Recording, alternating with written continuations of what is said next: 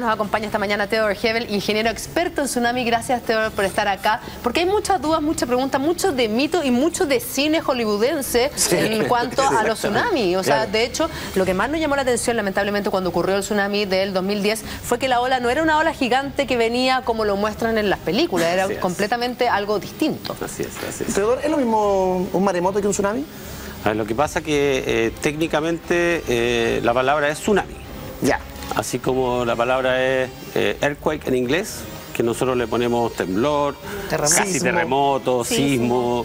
Entonces, pero la verdad que hay con características de terremoto, que esa es un eufemismo muy propio. Lo que pasa que en el fondo, del punto de vista técnico, cuando los americanos hablan de un movimiento telúrico, ellos hablan de earthquake y le colocan la palabra suave, leve, severo, y el tsunami es exactamente lo mismo. Nosotros lo hemos chilenizado de alguna manera y decimos maremoto. Tsunami es una palabra japonesa, ¿no? Exactamente, viene de la palabra japonesa. ¿Y sabemos el significado?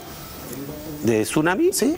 Es ola. Ola. Ola. Oye, un tsunami se puede generar no solamente por un terremoto, Exactamente. sino por muchas causas. Una explosión en el mar, incluso un deslizamiento de tierra, ¿no? Deslizamiento de tierra, claro. El caso de Aysén, por ejemplo, Claro. que fue un sismo no tan grande, pero produjo justamente un deslizamiento del fondo marino en una ladera y eso generó el tsunami. ¿Hay algún sector de Chile, de las costas de Chile, que sea más propenso a poder tener un tsunami que otro?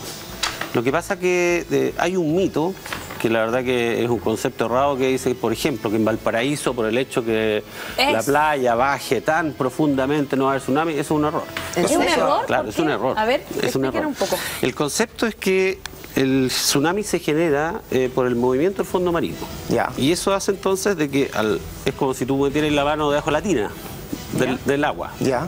Entonces, al levantar, genera el efecto tsunami en un punto determinado y eso se propaga en círculos en todas las direcciones. Ok. Entonces, cuando estamos hablando del fondo marino alrededor de 4.000, 5.000 metros de profundidad, normalmente el tsunami se propaga alrededor de los 800 kilómetros por hora.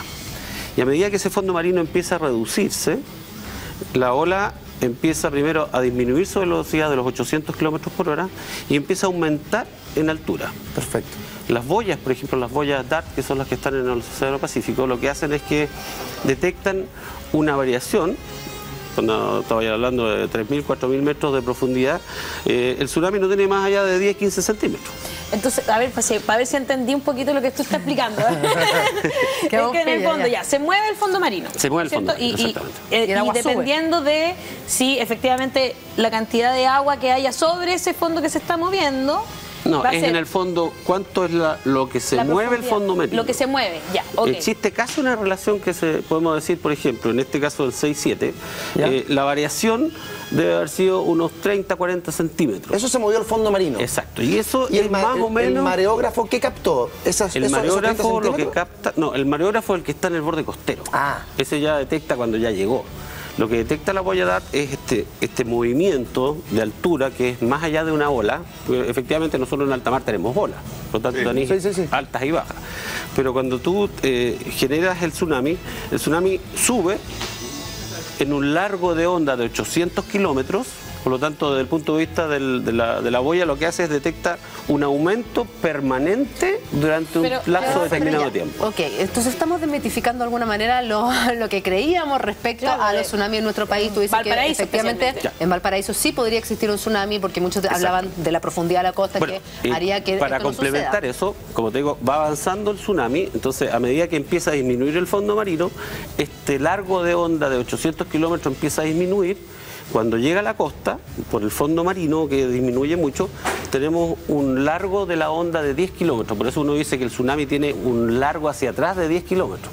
Ahora, el punto es, nosotros como ciudadanos común y corriente, estamos en la playa y hay alerta tsunami. ¿Cómo se puede detectar? ¿Qué detalles del mar te pueden alertar que efectivamente podría producirse un tsunami? Que se recoge el mar, pero eso es como... es que en algunos puntos se recoge y en otros aumenta, pero como unas variaciones del mar. Por ejemplo, ayer la gente que estaba en Iquique sintió que efectivamente el mar se había recogido. Claro. Y yo me acuerdo que para el terremoto del 2010 también vimos que el mar se recogía un poco en Valparaíso y finalmente no hubo ningún tsunami. Claro, en el caso, por ejemplo, de Valdivia, que es el más tétrico de todos, se recogió el mar, pero en cosas de vaciando el río.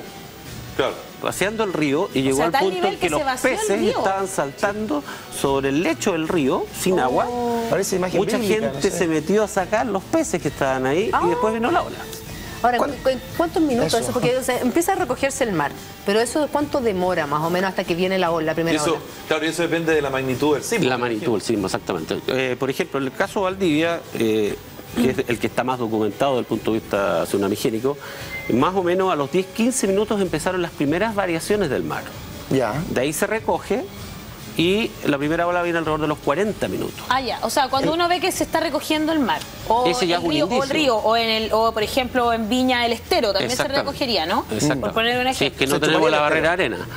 Sí, toda la razón. Bueno, pero si yo viera que eso sucede, digamos, entonces ¿cuánto tiempo tengo para arrancar hacia la altura? Mira, hacia una zona segura. Depende mucho también a qué distancia del fondo, digamos, de la costa se produce el movimiento del terremoto. El mejor ejemplo es lo que pasa en el 2010. En el 2010, el epicentro, que es donde empieza efectivamente el terremoto, fue al sur de Constitución. Ahí como que se gatilla y empieza a fracturarse esto en una especie de puzzle. Pero la mayor liberación de energía se produce a la altura de Pichilemu.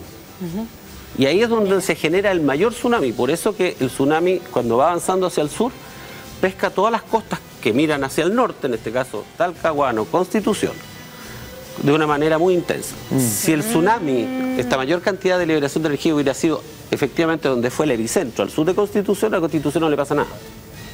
Porque si tú analizas, por ejemplo, sur a norte. Exactamente, el terremoto de Valdivia, por ejemplo, con el tremendo tsunami que murió gente incluso en Japón y en Estados Unidos, como avanza de sur a norte, a Valparaíso prácticamente no le afectó, tuviste 50 centímetros. La isla de Pascua sí afectó incluso todos los Moai. En todo lo que es la zona. Fernández, el 2010 Juan Fernández. Es que en el caso de Juan Fernández es un poco diferente, porque ¿por qué? Justamente el tsunami mayor, como él dice, la mayor generación del tsunami está prácticamente a la misma altura de Juan Fernández. Pero el tsunami, ¿qué es lo que hace? Envuelve la isla.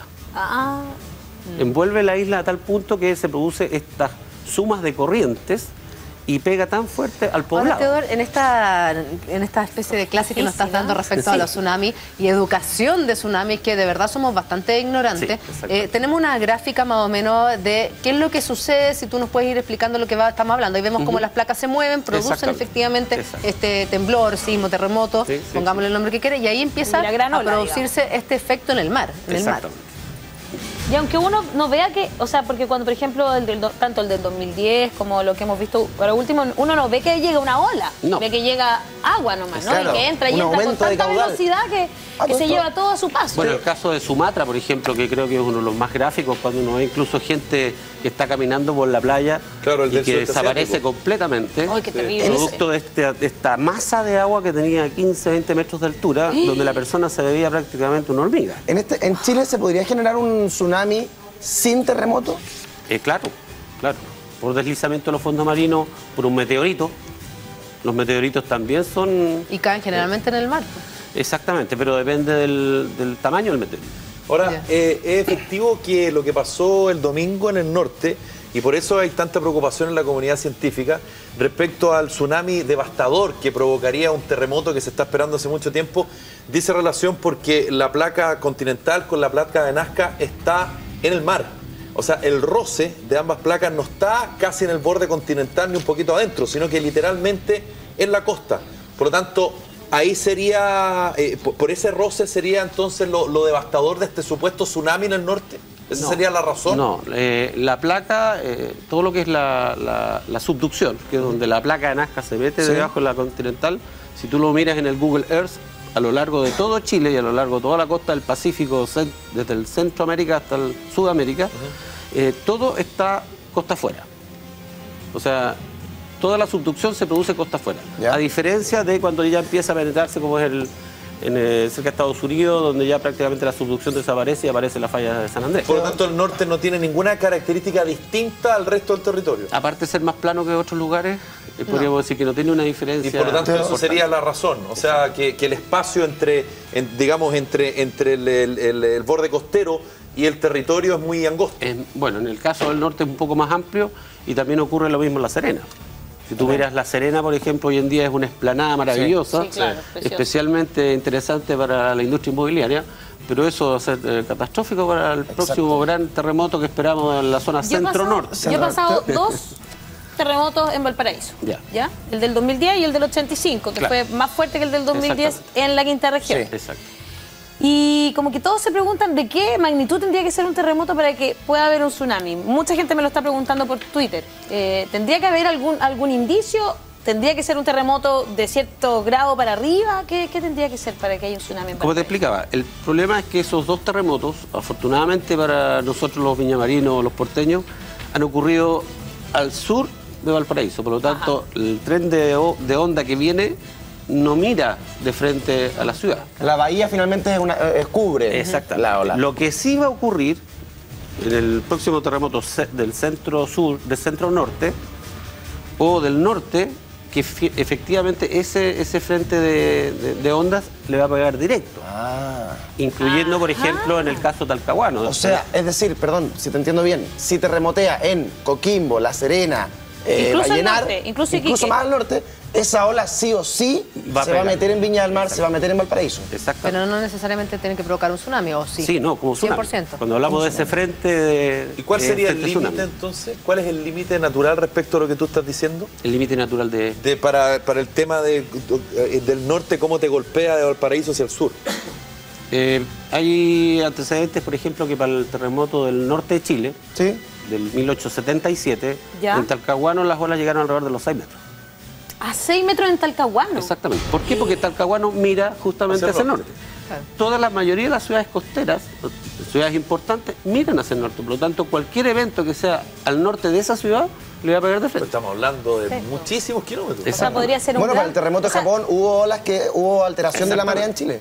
Sí, claro, y para el terremoto de Valdivia ni hablar cuántas gente. Es súper interesante hacer una diferencia, Teodor, que me gustaría que le explicaran la diferencia entre las marejadas que se produjeron en febrero en Viña del Mar, en la quinta región, que mucha gente se asustó, con lo que puede provocar y con lo que es un tsunami.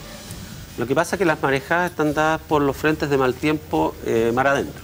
Y eso produce una marejada o oleaje que es la ola como nosotros la conocemos. O sea, una subida y una bajada y tú te puedes meter por debajo y aparecer al otro lado. Sí, pero yo me acuerdo marejada, yo haber estado así en la playa viendo marejadas de 11, o sea, olas de 11 metros. Claro, es porque los vientos no tienen nada que ver con tsunami. No tiene nada que ver con cayó el barco. Ahora, consejos para la gente de cómo poder detectar un tsunami. Cuando el mar se empieza a comportar raro y empieza a recogerse, lo primero es no quedarse mirando, sino que partir hacia una zona segura. Ese es como lo de detalle. Pero ¿qué tanto se tiene que recoger? Porque de repente uno no ve que no es tan importante. Lo que pasa es que el tema del tsunami en algunos aspectos es como contradictorio. Porque por un lado puede recogerse, que es un buen indicio para decir, oye, aquí hay un evento tsunamigénico, por lo tanto tengo que salir. ¿Pero siempre se recoge o hay eventos? No, por eso. Y hay otras veces que no se recoge, que sencillamente avanza. Y depende de la contextura de la bahía, de cómo se forman corrientes. Por ejemplo, en el terremoto de Camaná en el 2001, que es el terremoto de Arequipa, que le llaman en el Perú, fue un 7.8. Por lo tanto, se esperaba un tsunami alrededor de 50 centímetros. Y sin embargo, las corrientes se juntaron y formaron olas de 6 metros. Chuta. En circunstancias que no podríamos haber dicho que se esperaba un tsunami leve y fue un tsunami moderado. ¿Es cierto ese mito que la tercera ola siempre es la más destructiva? Es así, es así. ¿Y por qué es así? Es que piensa tú que el tsunami es un círculo que se genera desde un movimiento, pero como decíamos, se va fracturando en muchas partes y en diferentes partes donde se va liberando la energía en estos 600 kilómetros, el 27F, se generan tsunamis. Entonces, ¿qué es lo que pasa? Que el frente de ondas empieza a avanzar y se recoge. Empieza a avanzar y se recoge. Y en el recogerse se va sumando con la siguiente. Va sumando poder. Va sumando poder, ¿Cuánto tiempo puede pasar entre la primera entrada de agua hasta la tercera ola, que es la más poderosa? La verdad que, si bien es cierto, la tercera es la más poderosa, el evento tsunamigénico puede durar 16 horas. 16 horas. En total, exactamente. Bajo tu experiencia, y lo veíamos acá porque yo creo que es como la pregunta y por eso yo siempre critico respecto al tema Richter y Mercalli, porque la gente es mucho número, pero ¿cuál es, bajo tu experiencia, el límite de un sismo en las costas chilenas que sí o sí va a provocar un tsunami? ¿Un 7.5 Richter? ¿Un 7.4? ¿Cuál es más o menos el promedio? Lo que pasa es que, si tú analizas, esta fue la primera vez que se da una alerta de tsunami en Chile. Y hemos tenido muchos tsunamis. El terremoto de Pisco generó tsunami en Arica de 50 centímetros. ¿En serio? ¿Y por qué? Teodoro, quiero que sigamos profundizando aquello, pero también quiero saber cuál es la ciudad de Chile más vulnerable ante un tsunami. No me lo respondas de inmediato, dale una vuelta, analízalo y nos respondes a todos a la vuelta de esta pausa comercial. Regresamos. Una pausa y ya volvemos.